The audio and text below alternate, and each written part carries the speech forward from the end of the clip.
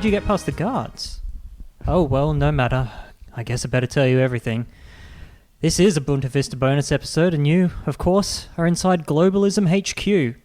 That's right, we're in a big office shaped like a windmill in the deepest jungles of northern Belgium. And this is a... Sorry.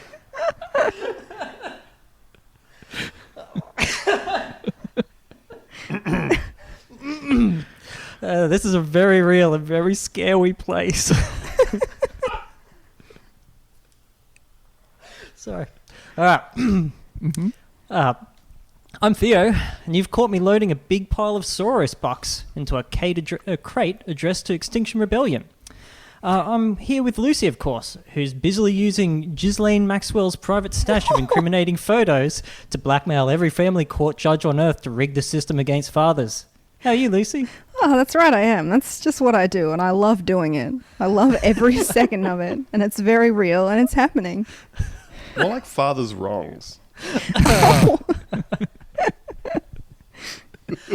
Of course, we've got Ben, who's busily passing a law requiring you to wear a mask while welding instead of staring directly into the arc.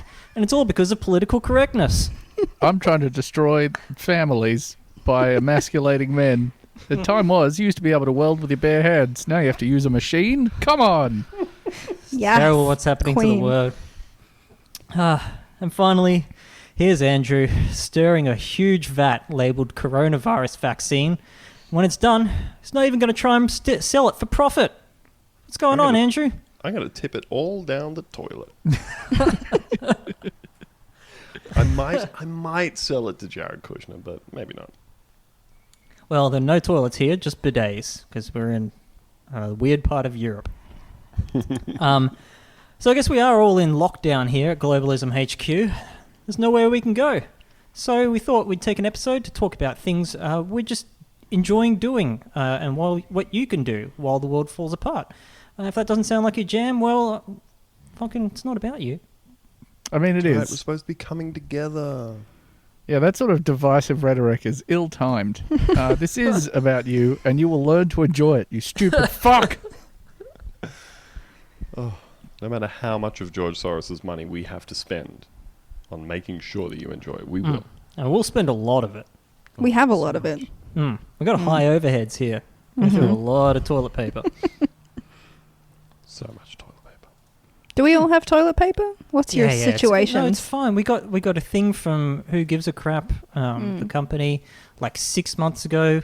That box is going to last us another 6 months. We're very... You have a famously tiny butthole. modern. And you can do the maths on that one yourself if you like. Yep. Theo takes a single square of 2-ply toilet paper, folds it twice in the center. And then I tear it into quarters. Each one of those. Gently place 1 quarter on the end of my fingertip. Oh, no. Like someone putting a contact lens in.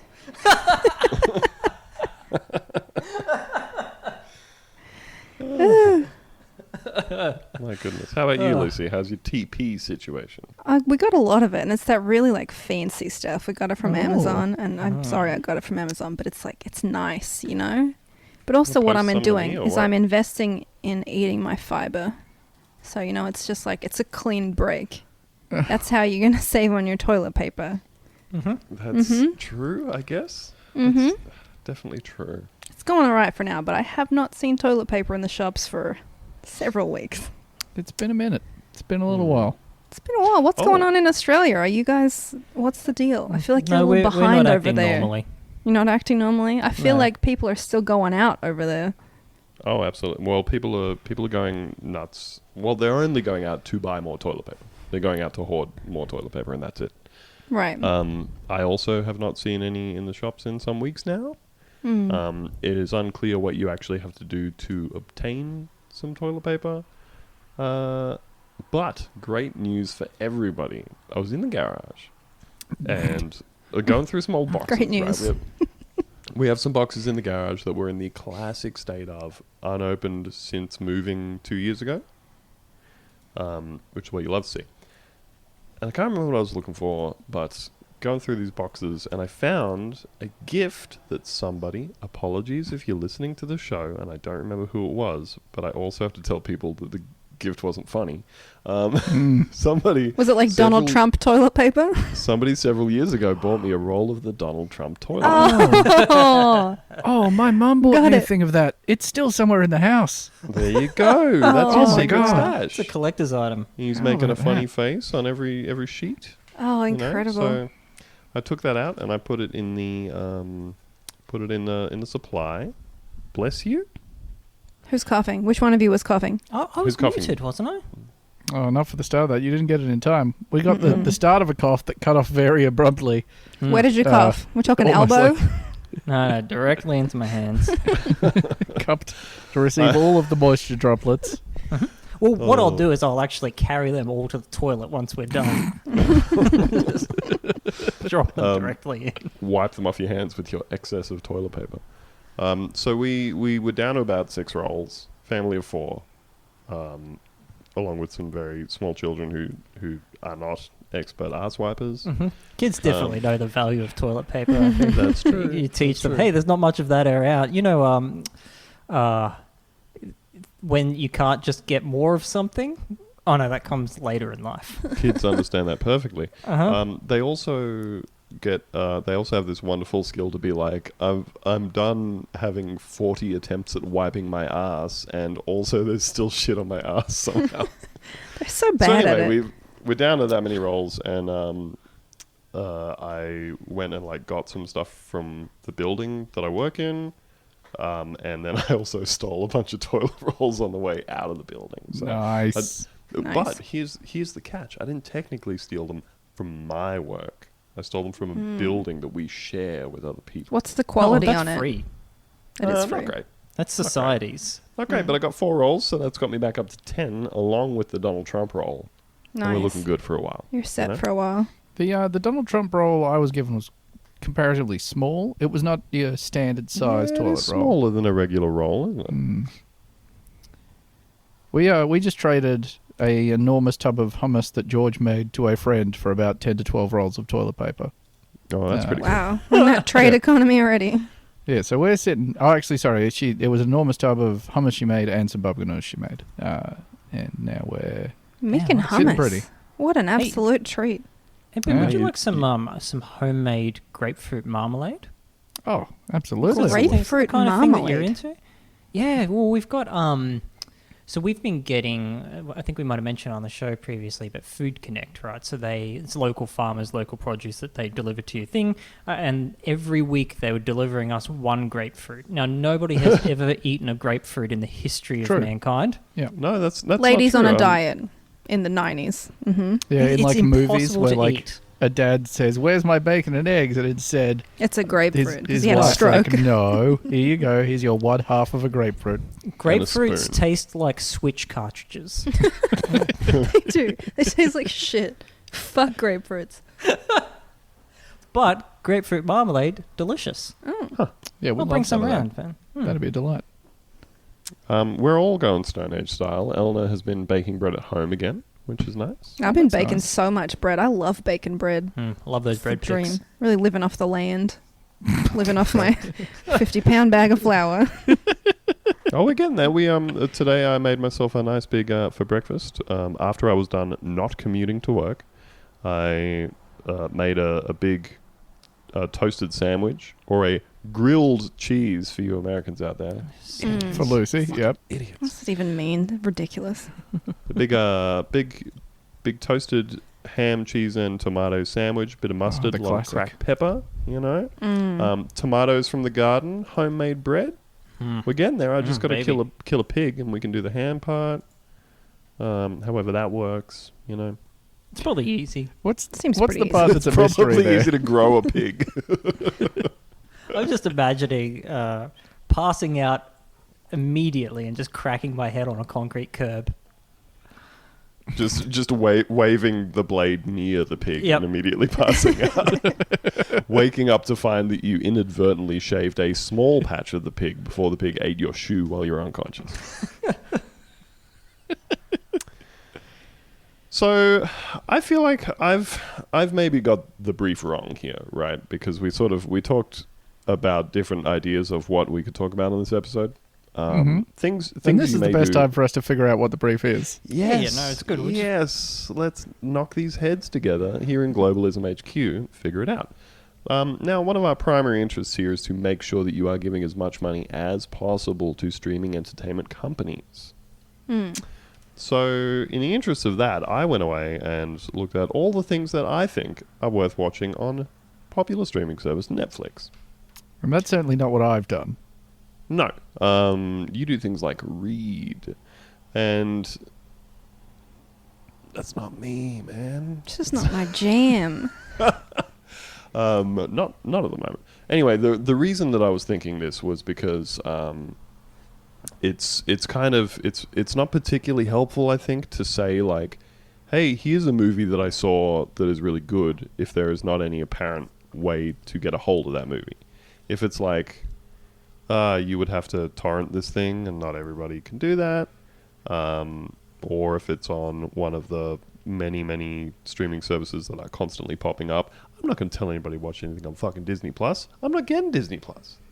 There's too I had many it. things. You don't need it anymore. There's not enough things. You watch the things and then you're done with it. And then they You're just like, want you to watch cool. The Mandalorian. And I'll just torrent Yeah. it. Whereas I feel like the thing that the streaming service that most Australians would have is either Netflix or Stan. You still got Stan probably- out there? Stan's still popping off? Still going. Yeah, we got Stan. Don't Impressive. really watch it, but we got it. You know, watch it every now Nice. and then. Every now and then I look at Stan and I'm like, oh yeah, they've got a whole bunch of movies that aren't on Netflix, like some good ones, you know? Weirdly enough.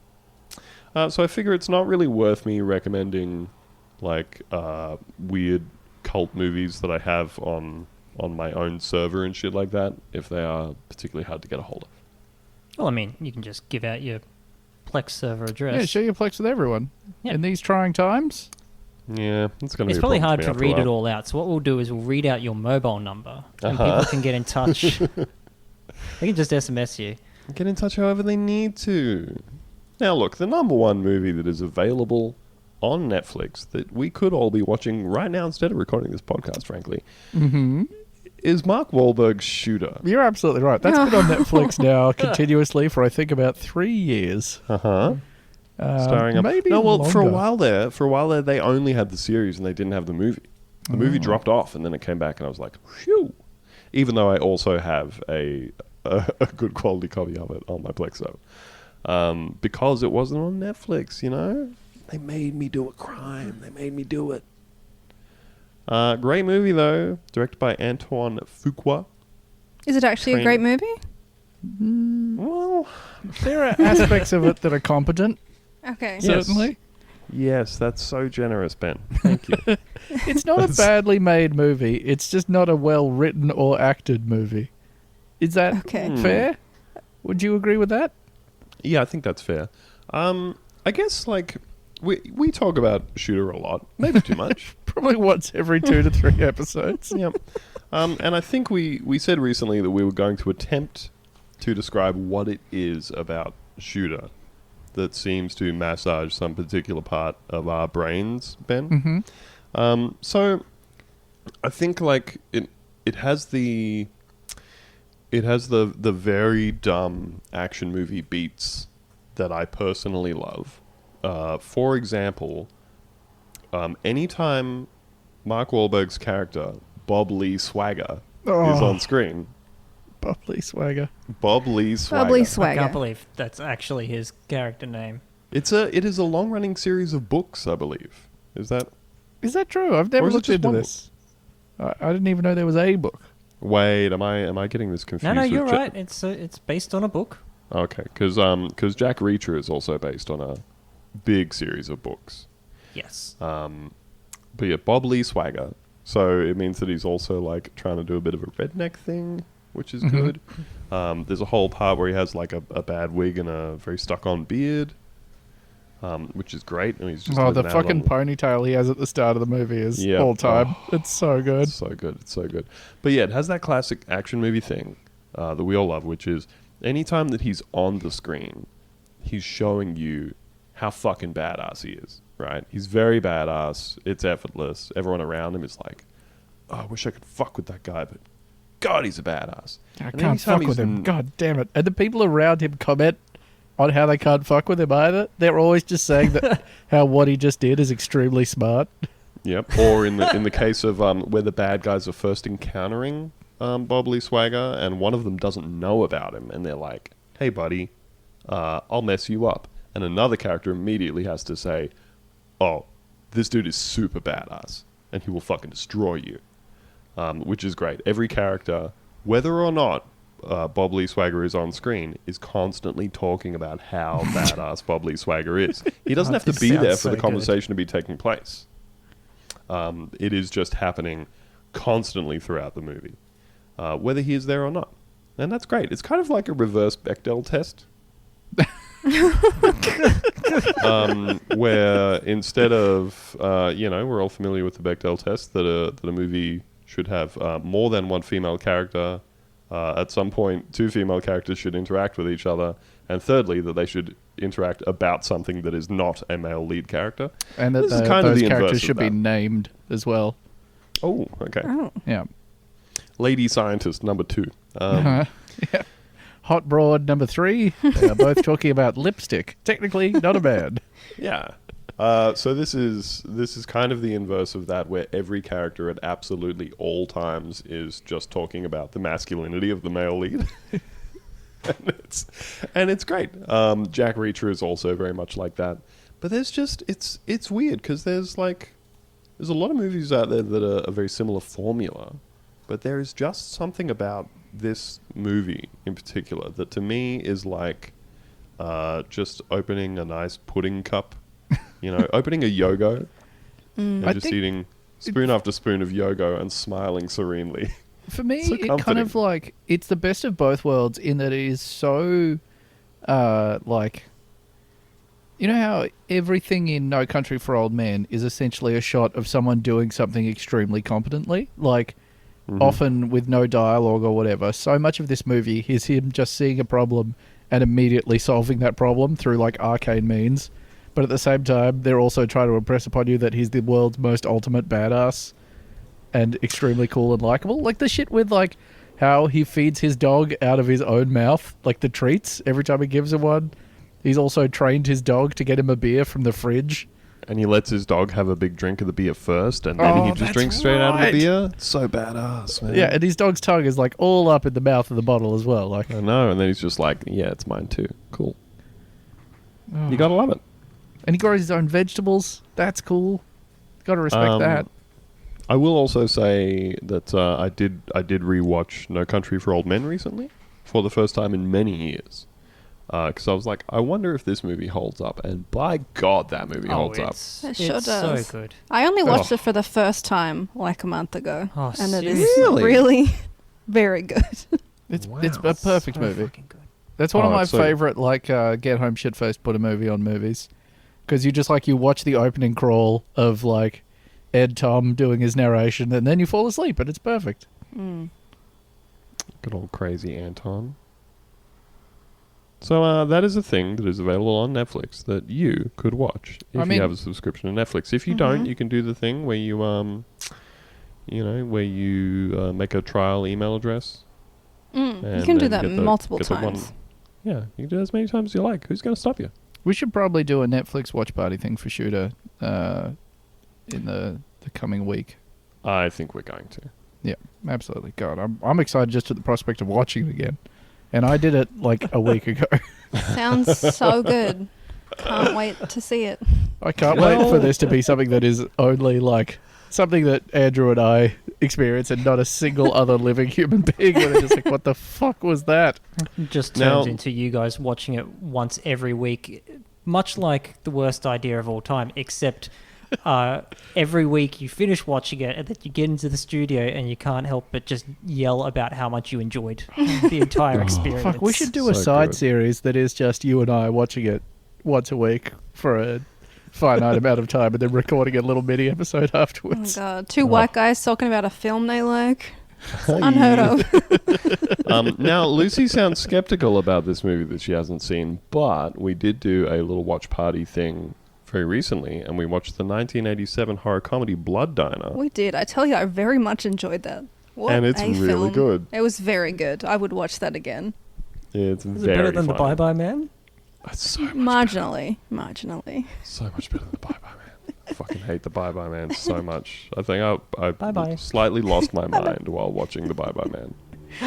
I've just seen so many of that genre of horror that one's like, it's really good. It's really up there. I love, people talk about watching shitty horror movies and they mean like Evil Dead style, like camp shitty. I love watching like where teens get murdered. That's the Like prime mid- genre mid- of horror.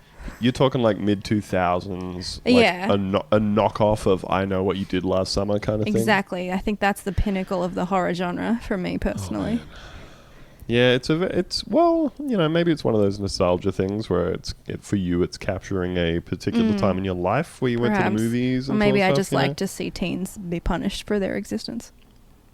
That's true. Mm. For the crime of horniness. That's right. It is a Well, crime. now it is Lucy's turn to say a thing that one may do during quarantine. Well, you've been saying about Netflix subscriptions. We've been like really lashing out. We've been like spending money on movies, you know, because we're stuck at home. Everything's closed here. We can't go to a bar or a restaurant. Everything's really locked down here. So we've been spending our money on paying for things on like Amazon Prime and the PlayStation Store. We watched Knives Out, which was fantastic. If any of you We have just seen watched it. that the other day for the first time. It is indeed fantastic. It is And, really great. I'm so glad Ryan Johnson went on after The Last Jedi and did made a something good movie. even better than The Rise of Skywalker. He made an even better movie, and I love it. It was so much fun. We also watched The Lighthouse. Have you guys seen The Fuck, I gotta Lighthouse? get on so that. good. It was I have so not seen good. it. Oh my goodness. Can It's we- can we Robert do a- Pattinson. Oh, sorry, you go on. Oh, it's Robert Pattinson and Willem Dafoe. That's basically the whole movie, and it is just really outstanding.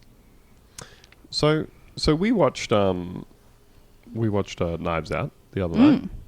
Eleanor absolutely loved it. I also loved it. Very good. And because I made a list of movies, right, for Eleanor and I to watch, because obviously we're going to be having some movie watching time. But also she's not too big on the lots of gunfire and explosions type of movies that I will Women, put on. am I right? Women. She's like, hey, there is not a single woman speaking in this movie. And I'm like, oh, come on. You're like, shut up, you damn broad. I'm like, your standards are so high.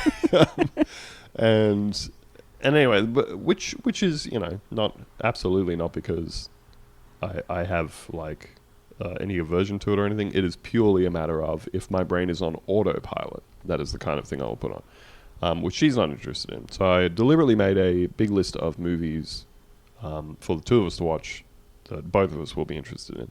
Oh, that's And nice. we watched Knives Out, which we both enjoyed very much. We watched Hustlers, which people fucking banged on about how good it was, and it sucked shit. Yeah, I saw a trailer. It looked like shit. People like, okay, because I'm going to a particular place for this. You know how over the last sort of 12 months there's been a lot of like, class politics in movies. Mm-hmm. Joker.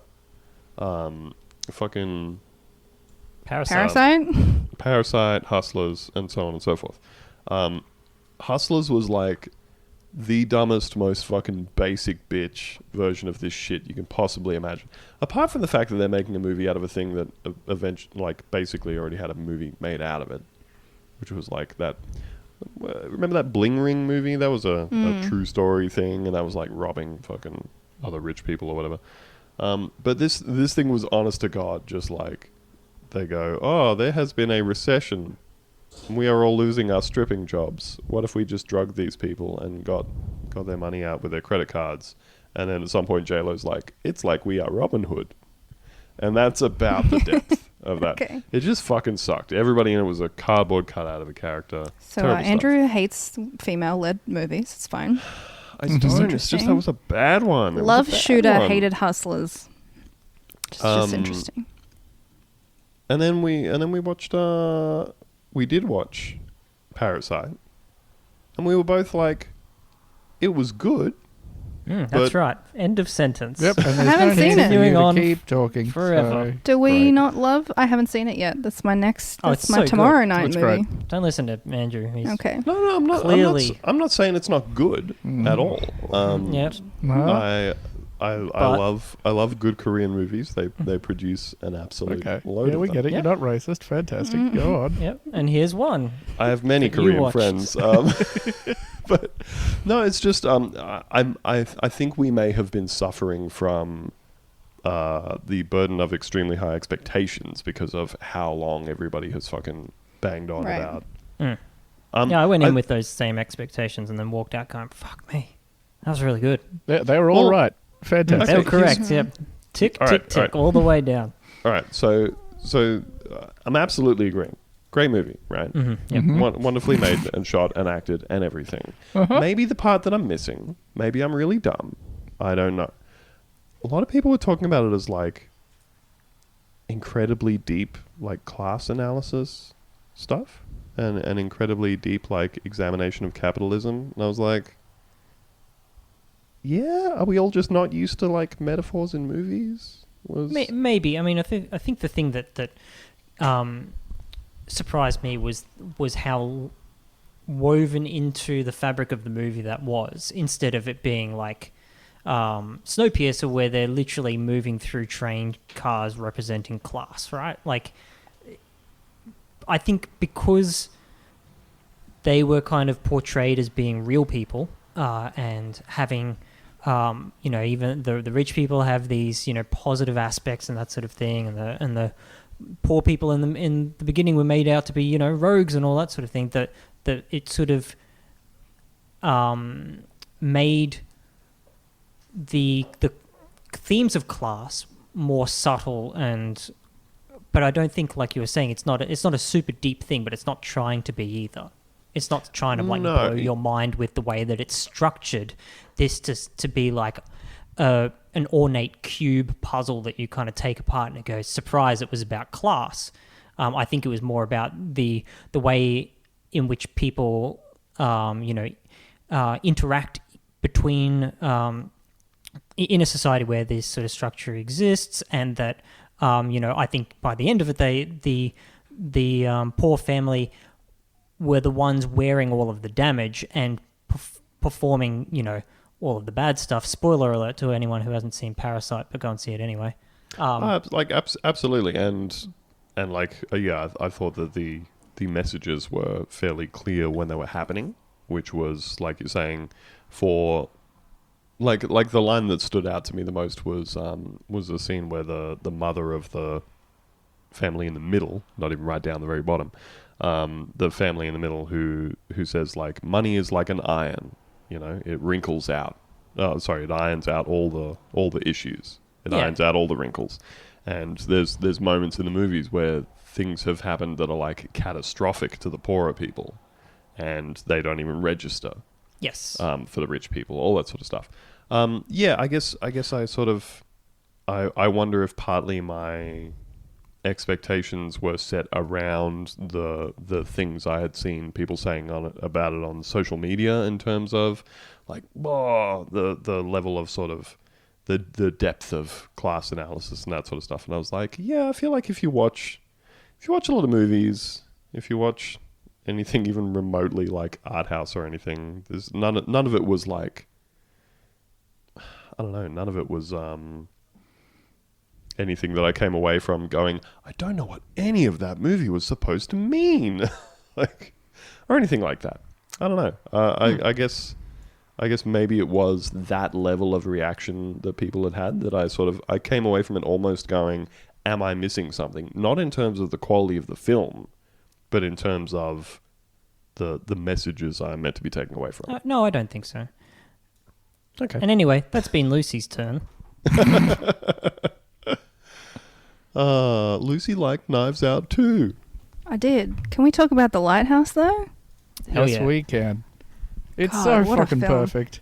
I haven't seen it yet, and I know Me probably a also. whole bunch of people that haven't seen Parasite and they've just been spoiled for it, but I'm on the podcast, so don't spoil it for me directly. It's good. I went into it completely blind, so I'm going to let you go into it completely blind. But It is perfect. It is a perfect movie, even though it's all in black and white, which sounds so hack, but it's so good. It's like it's sort of 4:3-ish as well, isn't it? It is, yes. There's a different aspect ratio or whatever it is, right? Yeah. So yeah, he wanted to make it look in the same style of like expressionist movies from like the 30s and 40s, and it's gorgeous. Which sounds so stupid. If someone brought that idea to me, I would be like, it sounds like shit. It sounds so dumb, but it's perfect. Well, I think all of the best movies are like that because the majority of movies that get made are the ones where somebody goes, G.I. Joe was an action figure that was popular in the 1980s, which means that of the demographic we are targeting, this number of people will know what it is. You know what? People love emojis. Let's make the emoji movie. Has anybody here seen the Emoji Movie? No, we almost watched it You last have. night. And then I realized Andrew I has. wasn't high, and then it sounded like a terrible idea. I sure have. Ben, if you want to come away with more unintentional messages about capitalism, please watch the Emoji Movie. All right, I'm going to do it when I've got like a night at home by myself. I'm going to eat like 4 brownies, forget my own name, and then watch the Emoji Movie. It's so fucking bleak, dude. TJ Miller is the main character. Famous sex pest TJ Miller. Yeah. Like every now and then my kids are like, oh, the Emoji Movie. But the other fairly recent movie that we just watched was Upgrade. I don't know if anybody's seen love it. Upgrade. I need to watch Upgrade that. was I fucking bang. love Logan Marshall Green so much. The actor. Who the fuck is Logan Marshall Green? I did not He was in an recognize. Looks like episode of Tom The Hardy. OC. He's in a movie called The Invitation. He looks like alternate universe Tom Hardy. He It's in a movie absolutely called The does. Invitation, which is also amazing. Oh. But He Upgrade is does something I look watched like on a plane alternative universe. because it sounded stupid, but it's really good. And it's even though it's an Australian film production, shockingly enough. Oh, he was in Prometheus. Oh, he was the Yeah, Tom Hardy. he was the Tom Hardy in Prometheus. But yeah, no, it was very good. It's directed by Lee Wannell, the Australian guy who was the co-creator of Saw. He's doing some good stuff. Yeah, he was just did that also Invisible Man. Yeah, that's getting really good write-ups. Theo, Hey, hit us, please. all right. We've been watching a lot of Better Call Saul. I never got Avoided it. around to that. I avoided it for a very long time because I was warned that it's slow and that it's nothing like Breaking Bad. But you know, I think enough time has passed that we shouldn't want something that's like Breaking Bad anymore. I think it was what it was, and they were very wise to not make it anything like Breaking Bad, and it's not. It's one of the most unshowy shows I've ever seen. There's very little artifice to it. It is incredibly patient, and all about the characters and the kind of the plot. That's like, I mean, it sounds stupid, but that's what it is. They're not trying to impress you. They're not trying to say, oh, this is cool. In fact, a lot of places where shows would have dialogue, they will just show someone's expression instead, and briefly, and it's up to you to determine what's sort of, going on behind people's sort of faces and that sort of thing. It's just a really well-written, well-acted show. Bob Odenkirk. I'm so glad that we live in the halcyon days of Bob Odenkirk, because he fucking knocks it out of the park. Have you guys seen the movie, the show Better Call Saul? Have not seen it. I thought I would not like it, but now I'll give it a go. Ben, a friend of the show, Ben Jungles, it's I would say once a week tells me to watch Better Call Saul, and every time I'm like, Yeah. oh yeah, I'll get around to it. Yeah. But maybe this is finally the time that I do. It's the time. Yeah, and make sure you tell him, I'm only watching this because Theo said it. It was good. He is a better friend to me, and I've decided to follow his advice, even though it's the same advice. No, It is different in its own way. It's great. And look, if you find yourself with a lot of time to kill, it's 5 seasons in now. Every episode is wonderful. The supporting actress, whose name I forget. Typical. Ooh. Yeah, I know. Is the beating heart of the show. She's so good. And I don't really know how to explain how or why. Okay. There you go. Okay. Check out Better Call Saul for reasons that escape me. And that is all available on the Australian streaming platform Stan, I believe. Stan. Oh. Yep. Now, you may think we're taking the piss. No, the streaming platform is Stan. And I do believe it is named after the slang term, which in turn comes from the Eminem song. Huh. Pretty You guys cool. getting those plovers? I'm hearing those I'm plovers. hearing them. Are those your Little plovers? fucks. Well, I wouldn't say I own them. You can't like own a plover. You can't own a plover. You fear them. When I was in high school, I saw a guy, kid hit one with a cricket bat, and I thought that he owned that plover. Is that a real story? It's a Terrible. real story. It was horrifying. Oh, Mackay is a bad place. Just to be clear, plovers deserve that treatment. Oh, They're horrible. Yeah, so at awful the time beasts. they were aggressively swooping this kid. Hideous beasts. Oh, good lord. They've got little. Sorry, this is now the plover hour. Hit the Nature Corner theme. They've got little spines under their wings. They're not venomous, but they are poisonous because they just live in their own filth. All they do is sit in a hole and they scream. Nobody knows that. Well, venom poison is a- ingested, venom is injected. Nobody knows That doesn't sound right. Theo was just said that it's not venomous, but it is poisonous. So, and the bird would be injecting it into you. He's just Oh, did you say scratching your head ingested? with Welcome it. to Science Corner. See, now the distinction I was going to make is I don't think it actually has any like venom sacs or anything like that. I think they're just filthy because they're disgusting birds. They belong in the trash. I agree. Ben, hit us with something, please. You cancelled plovers. You cancelled. We got sis. him. We're putting you on That's notice. it. I'm going to make a recommendation that is not a... Oh, no, actually it is a TV series, so I was immediately wrong in saying this. But this is not something you're going to find on a streaming platform. I'm going to give you a lot of recommendations from the website YouTube.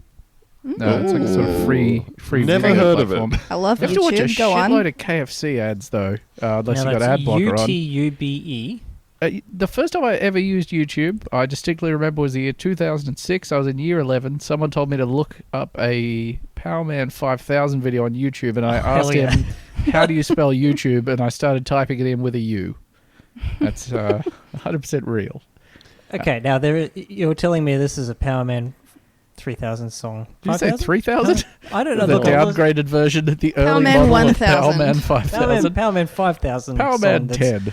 That's not the one on the Tony Hawk Pro Skater 2. It was not soundtrack? Worlds Collide, no. Worlds Collide. Yeah. Which has the most shockingly late 90s, early thousands video clip possibly in existence. Yeah, if you combine rave culture with steampunk goggles and cybergoth flair, And they will. check out Powerman 5000. Powerman 5000 was actually meant to tour in Australia later this year, and Ben and I were going to go. But coronavirus. Don't know if you guys have heard about this. Devastating. My recommendation is for an American panel game show called Match Game. That I believe started in 1962 and maybe is still going. I'm not sure. But very specifically, you want to watch Match Game 73. This is the season of that TV show from the year 1973. So this show is like, it's the same format as Family Feud and stuff, you know, where people are asked questions to like fill in a blank or whatever, and then they're matched against the audience. You know, like how many people in the audience said this, if you get, whatever, 70 matches or whatever. But this was a random ordinary person guest filling in a blank and comparing it to like 6 or 7 celebrity panelists. And all of them were like comedians or whatever. And the first year of the show, which is 1962, everything was like very dry. Like it was just like, Johnny likes apples because they are blank. And everyone would be like, delicious. And then they would win. And then in 1963... But in 1962, that was the funniest thing you could imagine. That was literally the only kind of entertainment they had. They had nothing else. They had balls and sticks and that. In 1963, they were facing cancellation, and they were like, well, fuck it, we're going to be cancelled anyway. And so everything became like a very, very obvious setup for someone to say something filthy. So all of it was like, Johnny surprised his wife by doing blank or whatever, and it was always just like seven drunk 60s celebrities just being like, fucking her. It's exactly what Family Feud is like here. You know how Australian Family Feud is like, what's something you would eat for breakfast? Over here it's like, where is somewhere you would put your penis? And then they say it and Steve Harvey's like, oh, Yeah, his mouth just hangs open. So this is where all the gifts come from, of Steve Harvey turning to look at the camera. Oh, it's a side recommendation from this, actually. All of the Vic Berger remixes of Steve Harvey video clips. Steve Harvey doesn't want to host Family Feud anymore is one of them, but it's just him recutting them and putting like weird, sad music over Steve Harvey losing his mind at people's answers and stuff. sounds great. It's definitely worth checking out. Does Vic Berger follow you? I don't believe he does. No, why? Are you about to brag that he follows you? No. I was wondering whether. Excuse me, Ben. This fucking 2020. We don't brag about that. No, I was wondering if you could just shoot him a quick tweet and ask him to unblock me, because he blocked me for some reason like 5 years ago. Oh, I'm sorry to hear that. Vic Berger rules. Look, I'll enjoy his content. I'll talk to my people. I'll get the hashtag, please. We'll touch unblock. base after this. We'll circle back. Yeah. Action item, Ben. Hashtag unblock Theo. If you can. Anyway, in conclusion, watch every episode of Match Game 73, especially the ones that have, quote, have banned in parentheses after the episode number, because they were the ones taken out of circulation for either production issues or because they were slightly too rude. But yeah, it's amazing. They have like those are all the ones where someone said, what is something you would eat for breakfast? And they all went, pussy. Yeah, basically. And they went, cut it. Also, my favorite thing in the world about Match Game is Charles Nelson Riley, who's a celebrity who was on, I think he's been on more episodes than anyone else, but for like the 10 to 20 years that he was on that show, he was like as in real life, he was an extremely campy gay man who never publicly said that he was gay until like 30 years later, and every single joke was like some weird gay double entendre. It's so perfect. It's just like such a weird facet of the time to have a guy super camp, has a cravat and like a cigarette in one of those cigarette holders. It's amazing. It's delightful. Check it out. Match Game 73. Speaking of weird, Weird Al Yankovic did a song about Charles Nelson Riley called CNR from the album Alpocalypse. I did not know that. Yeah.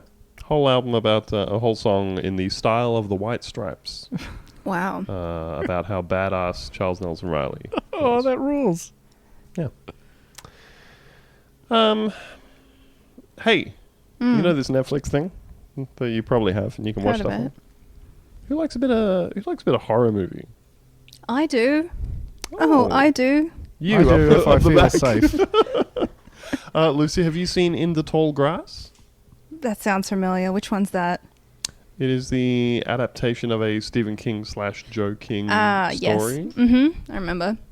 Where some people get called into the tall grass. They sure do. That was actually quite good. I enjoyed that one. That's what I thought. Pretty good. Yeah. Has that dude, what's his fucking name, played the owl Patrick guy and the Wilson. Watchmen? Patrick Wilson. Yeah, Patrick Wilson. There you go. I love Patrick Wilson. Patrick Wilson is daddy. One time I did a tweet sorry to about say. not knowing his name and never wanting to find out, and then had like 50 people reply saying, it's Patrick Wilson. It's Patrick Wilson. And now I will never forget. And I didn't even want to know. No, yeah, in the tall grass was like a nice little unexpected 37% on good Rotten Netflix Tomatoes. horror movie. Yep. Oh, that's I not like fair. it. 5.4 on Hey, IMDb. Who are you going to That's not believe? fair. Who are you going to believe? Yeah, who are you going to believe? These however many fucking Rotten people or Tomatoes movie? idiots.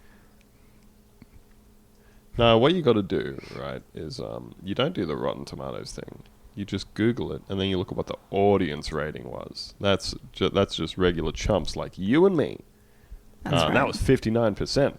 Like this movie. I liked was it. Still not I had a great. good time. Good and Spooky had a nice bit of a cult kind of flavor going on. Bit of weird stuff. A bit of kind of creepy old ones kind of mythology in it. Oh, For you yeah. there, Ben. Mm. And also, if you like that kind of thing, I also recommend I think it's a Netflix horror movie, like as in made by Netflix. The Ritual.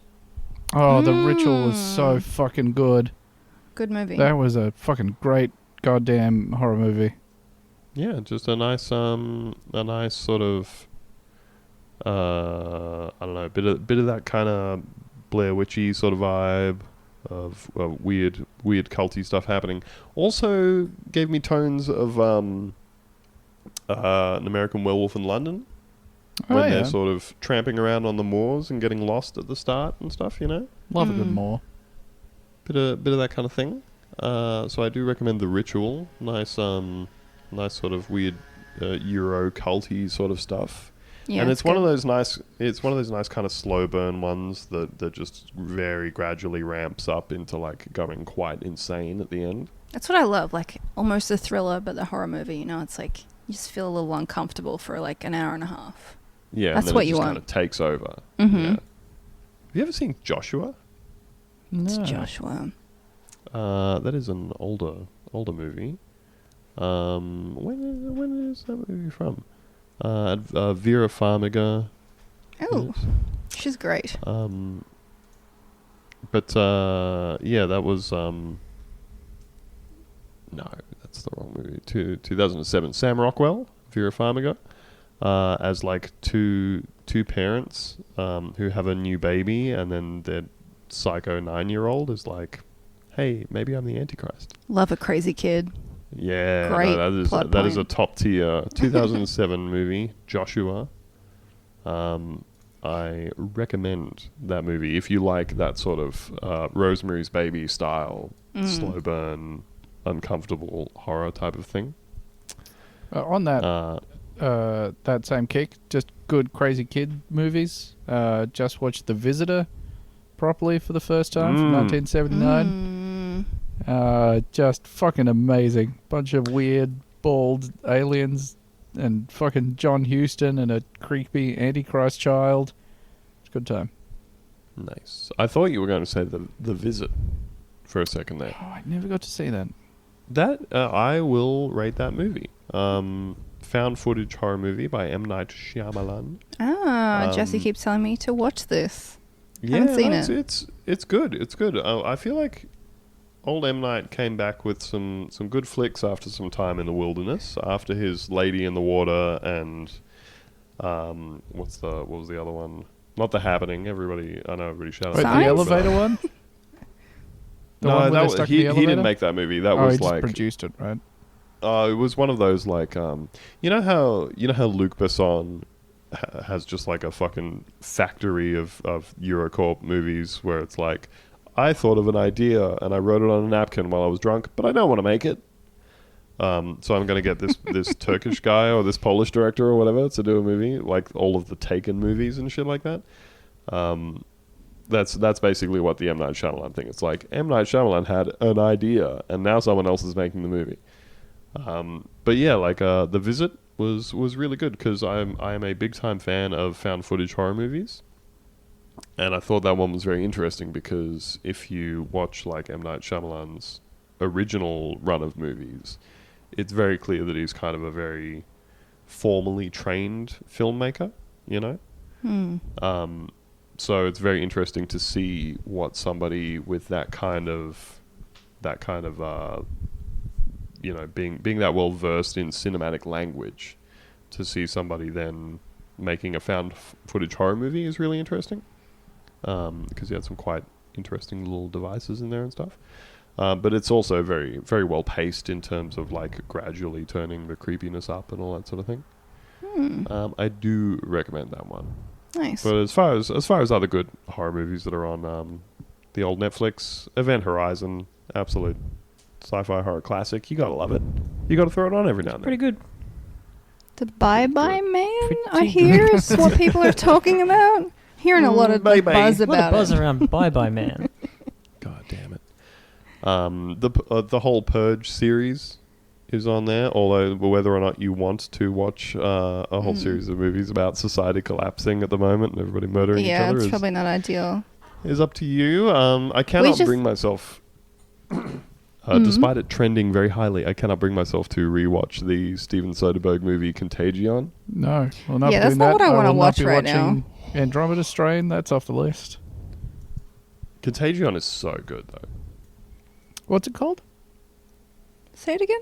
To say that the How name of that many movie again syllables one in more that time? word? No, I think we're just going to move on. And of course... but do watch Pontypool. Oh, I still haven't seen Pontypool. Pontypool. Fuck. Pontypool Oh, fucking serious, rules. Ben, if there was a movie made for you. Pontypool, my boy. All right. Absolutely. I might even watch it tonight. Hell, who knows? All bets are off. Mm. It's the age of the plague. There's an infectious disease movie that we can all enjoy. Yeah. But no, one of my other all-time favorite sci-fi movies is on the Australian Netflix, which is the War of the Worlds remake with Tom Cruise and Steven Spielberg. Okay. I will go to the mat for that Okay. movie. I love a big time. If you have not great memories of it, go and watch it again with the sound turned way up. It's I just could great just stuff. watch fucking Edge of Tomorrow again instead. Well, that's also a great movie because I will make the argument that late career Tom Cruise sci-fi is all fantastic. That including I don't know. Oblivion? Tom Cruise. I don't know. Yeah, I like Oblivion. Yeah, it was all right. It's good. Was he an elf in that? Good soundtrack. M84 soundtrack. Just want to... Sorry, I heard you, Theo. Shut the fuck up. It is important to Now, tell Theo will to I shut get the fuck up from time to M84 time. if I haven't listened to M83? Moving on. Moving on. We might have to Lucy, move to... tell us another thing. We might have to do this Oh. as a speed round of all the stuff we've got left, just because Oh, we yeah. devoted 45 minutes to Shooter. I have one thing though. Have any of you watched Alex Garland's new show Devs? No. No. I don't know if you can get this in Australia yet. Maybe on like It's YouTube? Amazon Prime, I think, right? It is Oh. Amazon. I think it's on Hulu here, so I don't know if there's a way to pay for it or torrent it, but it Probably is just borrow it. very, very good. And Alex Garland is probably one of my favorite filmmakers. Yeah. Did You he? know, he did Direct Annihilation. He did 28 Annihilation? Days Later. I don't know if I think he's maybe the script writer. I could be wrong about this. But he's Yeah, right. definitely So, a yeah, big no, part he of mine. wrote- And he Ex wrote- Machina. Yeah. So he wrote, like, basically all of Danny Boyle's movies. Sunshine, which is one of Oh. my favorite films of all Yep. time. Yeah, it's So a good good. one. Treat he yourself and has- watch Sunshine and Event Horizon as a little Yes. double feature. Definitely watch Sunshine. It makes you feel that's a lot of existential dread. It's going to make you feel really good. Yeah. Devs is on Foxtel, so don't watch it. Oh, damn. Well, Torrent it don't- if you can. It's don't very, give me very money. good. Stars Nick Offerman. I don't know what it's about yet. There's like 3 episodes in. I don't know what's happening, but I like it. I like it very much. I feel like you would all enjoy it very much. Hell, I'll watch it. If you Good. can get it for free, go on. Cool. Now, guys, there's never been a better time to read Infinite Jest. I almost bought it at Avid Reader the other day. I almost did What it. is it? What's it about? Do we know? Oh, You, jeez, you that'll have a take a copy in while. your house. I've seen it. I do not. No, Theo has a copy in his house. Oh, sorry. Theo- does Theo actually have a copy? Jest. Yes. He does. It's in his Yeah. gaming room. It's really thick, It's right? on the bottom like shelf it's a large towards book. the left if you're looking towards the door, I think, if I remember correctly. Alright, Does it look red? Does it look, rough? Fuck, you are so close. It's on the top shelf towards the left. Fuck. God damn it. Is it dog-eared? It's sitting on top of 2 Jonathan Franzen books. You got some real... It is a journey looking at your book collection in your house. It's all over the place. And, I'm not making any value judgments. I'm sure those Harvard Lampoon Lord of the Rings parody books are very, very good. Not mine. Lord of Okay. the Rings, I believe. Did you also Not have mine. the All right. Snotted? There's a shared bookshelf. Oh, so now you're just going to throw your wife under the bus. Oh, Yeah, fantastic. wow. I didn't say whose it was. Could be, could be gnomes. Infinite Jest is definitely not hers. I know that for sure.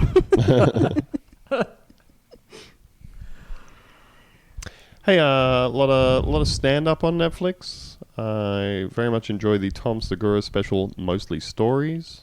Both of the Anthony Jeselnik specials, especially the ones where he's got a beard. Oh, Yeah, they're not good. I hate Anthony Jeselnik so much. No. It's Go not for on. me. I don't No, like it's not stand for up me. so much. Oh, Well, I there you love go. stand up. I like don't love a lot 4 of it. stand-up people and no one else. and that's Yeah. it. That's not true. Yeah. John Mulaney. We can all agree on watch- John Mulaney, can't we? Watch season good. 3 of Stuart Lee's Comedy Vehicle Yes. again for the 19th time. Oh god, Watch, Comedy Vehicle is so Oh, good. it's so good. Fuck, I wish there was more on Netflix. Watch- Why is there just season 3? It's Go on, baffling. Andrew. Watch Adam Sandler's 100% Fresh, in Oh, which I Adam have- Sandler I goes hear out and this does is a bunch good. of adorable stand-up comedy. It's very nice. It's pleasant. I hear this is nice. You should watch some Louis C.K. You got your Aziz Ansari. So much out there. Dave Chappelle, Oh, Jerry Seinfeld. no. Here's a list of games you can beat in about 4 hours. I like The this. 90s adventure game Loom. Get it on the FM Towns or the Amiga version. Play it through Scum VM. Don't get the CD version. It's missing a bunch of content. The PS3/PS4 game Journey is spectacular. Oh, I never did that. I would recommend every single person in the world to play Journey at least once. Is Journey there's a- free? I don't know. It could be on. It could be the PlayStation Network special thing. Oh, it might have been one of those PS Plus things. at Yeah, some point. PS Plus thing. But it should be cheap by now, and they're good folk that made Journey. So give them your money if you've got money to give. There's a little indie game called A Short Hike, which is fairly cheap, I think, and it's just about walking around a mountain and climbing it and chatting to people and finding stuff on the beach and stuff. It's very Sounds so nice. it's a warm hug of a game. Yeah, it's beautiful. And Obra Dinn is fucking great as well. And it's probably about 4 hours long. Wonderful little brain puzzle. Me and Lucy will be over here playing Call of Duty Modern Warfare. I play Overwatch and Call of Duty, and that's all. And if you're a Yep. listener and you would like to play those games with me, the 9/11 Truther on PlayStation Network. Go ahead. It's true. It's not a joke. True. Yep. Her avatar is a horny little fox or something. Oh my It's really- goodness, it's Coco Bandicoot, and she's What the fuck very is horny. Coco Who the Bandicoot? fuck is Coco It's- Bandicoot? Crash Bandicoot's really hot sister. Okay. God, and we wonder where all the kids today got all their incest fantasies from, honestly. Oh, I and can't turned believe into I didn't furries know and that. shit. This is a I am enjoying recommendation that... Oh, I'm sorry, you go. I was just going to say, I got the new Call of Duty a little while ago and I'm very much enjoying it. And like Lucy, that is the one game that I play. I have a whole bunch of games, don't play any of them. I play You need the to one branch thing. out. Pick the one thing that you like and be really good at it. Be Yeah, very just average at fucking it. be good at it. Look, I'm pleased enough with myself that I am a fucking 37-year-old man and I can be the top of multiplayer games on Call of Duty. That's it. I don't want any story. I'm You know, I'm very happy for you. I don't play the story mode. I'm not doing that shit. if I wanted don't a have that story, much I'd watch time. a film. You know, Yeah, that's right. I'd watch a movie. I don't want so much story that I'm willing to watch a prestige TV show, but I'd watch a movie. me either. I'll think about it. I'll think about watching The Sopranos one day. I've probably seen 1.5 episodes of Breaking Bad, and that was enough. I'm like, has he broken bad yet or what? Come on. I think he breaks bad more or less in the first few episodes, actually. Yeah, Oh, no, then they really what's get to all the Breaking rest of Bad it about? immediately. You know? I hate to be he's this guy, but it gets so much better after episode 3. Don't want to know about it. Won't be watching it. Shan't be doing that. Thanks to Andrew, I've discovered that there is an extraordinary wealth of bowling tournament videos starting from the 50s up until now. It turns out that watching the 1968 local bowling competition from Fucktown, Indiana, on mute while listening to literally anything is the best fun you can have. It's so soothing, It isn't it? is the most peaceful, relaxing fucking shit in the world. My strong recommendation would be just literally type in bowling tournament 1971, put on the album Mr. Mellow by fucking Washed Out, and just enjoy a really good, relaxing 45 minutes. It'll change your life. Sounds nice. Sounds It's a very great nice. time. You know what I listened to for the very first time the other day? The album Pet Sounds by the Beach Boys. It's a good one. It's not bad. Yeah, and I was like, All oh, your this is favorites good. on it. But I could not stop laughing at all of the scenes from Walk Hard, where he's in his Brian Wilson phase. Every time there was a sound effect of pouring something or like a bell ringing or whatever. I was like, yeah. Watch Walk Hard, a way better movie than Step Brothers. Walk Hard. Sorry to pit things against each other, but Walk Hard has kind of like lived in the shadow of Step Brothers, and it's so good. The fucking just all of the drug scenes are so goddamn perfect. The amount of sinks that he destroys. The number of blankets he needs. Increasing level of male nudity throughout the film. Yeah, remember that whole patch of time in like whatever it was, the mid to late 2000s. Was it really that long ago? When it was all just Adam McKay movies where they were like, all right, we're going to shoot one line of story and then we just want you to improv for like 40 minutes. Yeah, it's good. We'll cut 5 minutes worth of jokes out of it. And then the rinse and repeat for the whole movie. Mm-hmm. Talladega Nights is great. I would go into bat for Talladega Nights any time of day. Yeah.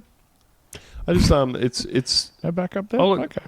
It was all fun and games at the time, but I think if there was one thing that showed us that, like, it very much just seems to happen in a condensed window of time where, like, Adam McKay and Judd Apatow were doing that particular thing.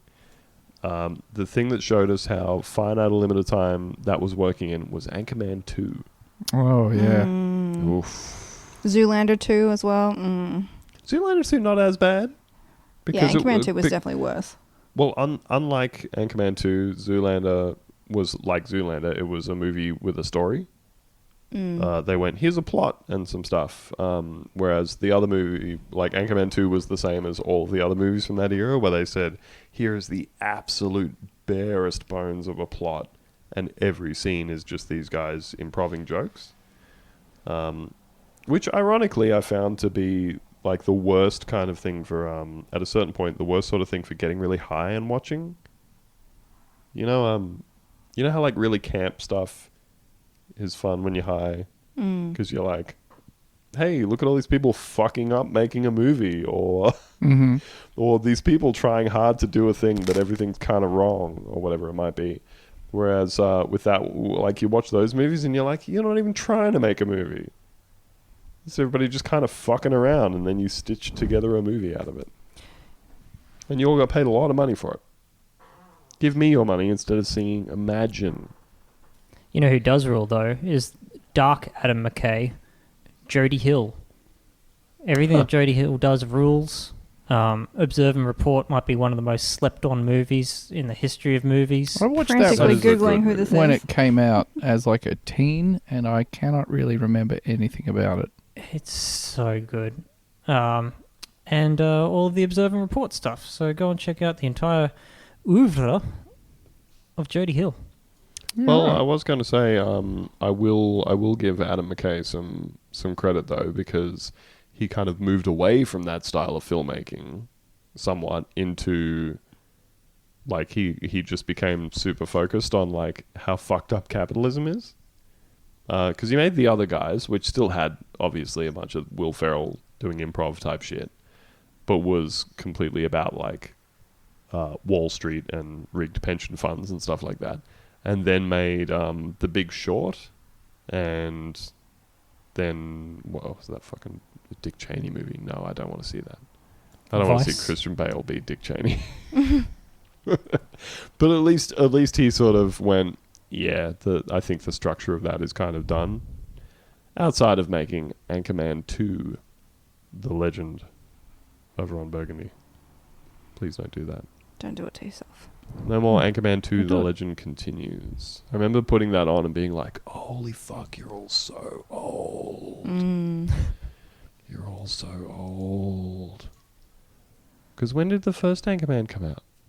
Very long ago. I feel like I was quite young. I don't think it's positive to think about it. No. It's too long ago. Let's First not Anchorman mull came over out- it. The first Anchorman came out in 2004. The second one came out in 2013. Yeah, You gross. absolutely left that way too long. Just let it go. Let it go, everybody. You know? Oh, So much content. there's a lot of It's a content. world you of could be getting opportunity into. while we're all stuck in our houses. You could be thrown on Netflix and watching John Wick 1, 2, and 3 in that That's order, or true. maybe you want to mix it up. Mm-hmm. You could be watching Escape from Alcatraz, the old Clint Eastwood classic. If you would like to see a depiction of a prison that looks extremely genteel by today's standards, it's really good. They're all in like nice, neat uniforms, and they file into the cafeteria and they're like, "Here's your reasonable food," and barely anybody's getting stabbed or anything. He's just like, "I don't want to be on Alcatraz."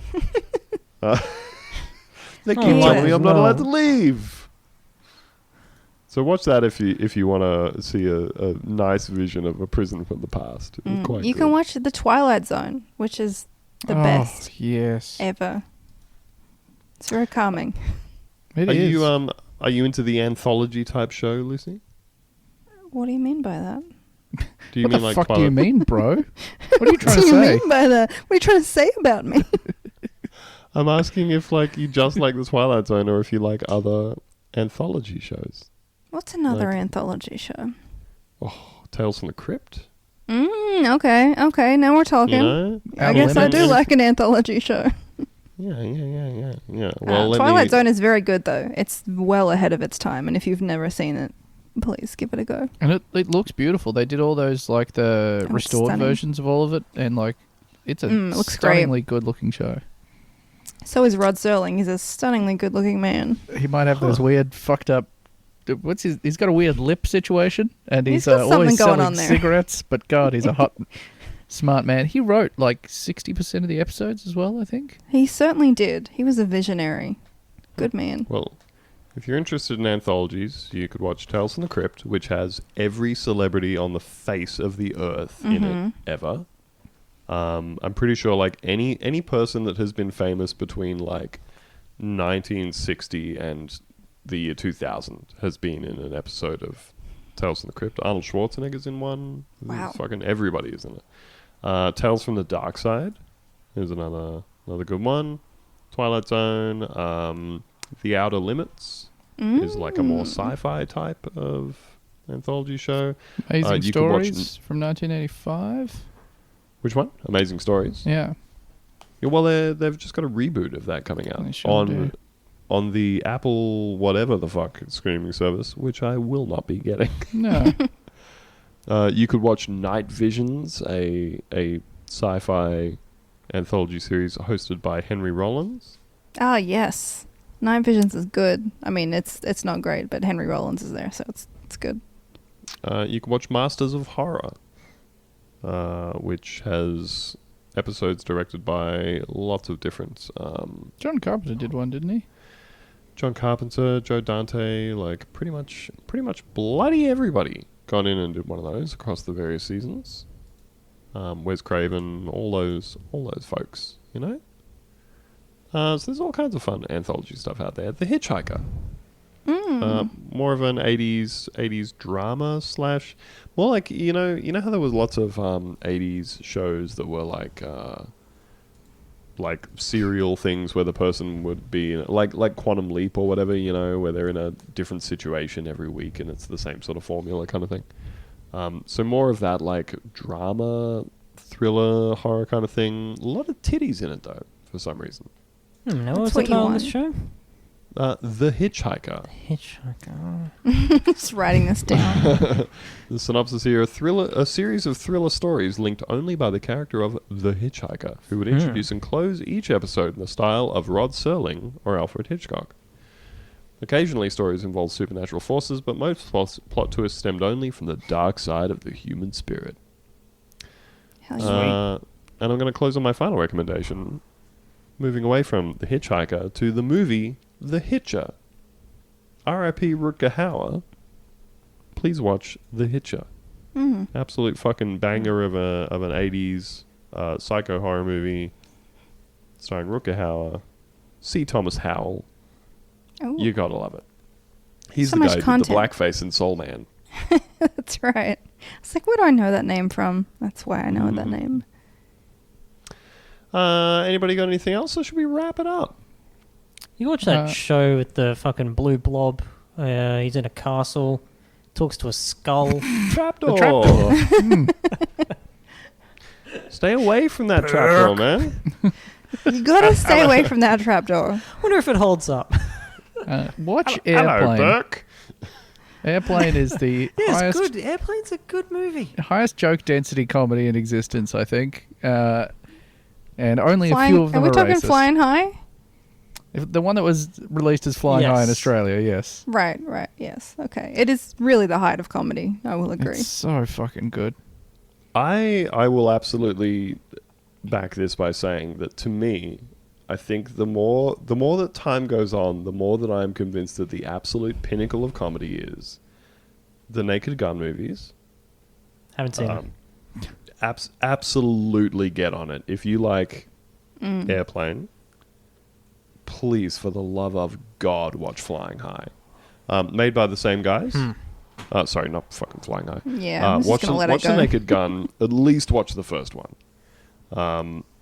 Fucking dynamite. The opening credit sequence of all of those movies makes me laugh so hard every time I see it.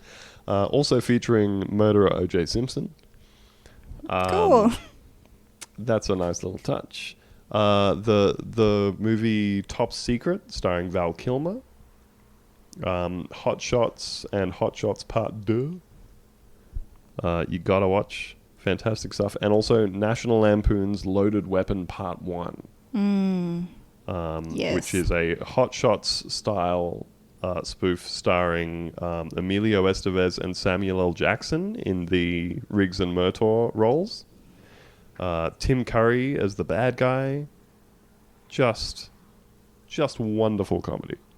And all for that same reason that Ben was describing, which is just the number of jokes that they cram in.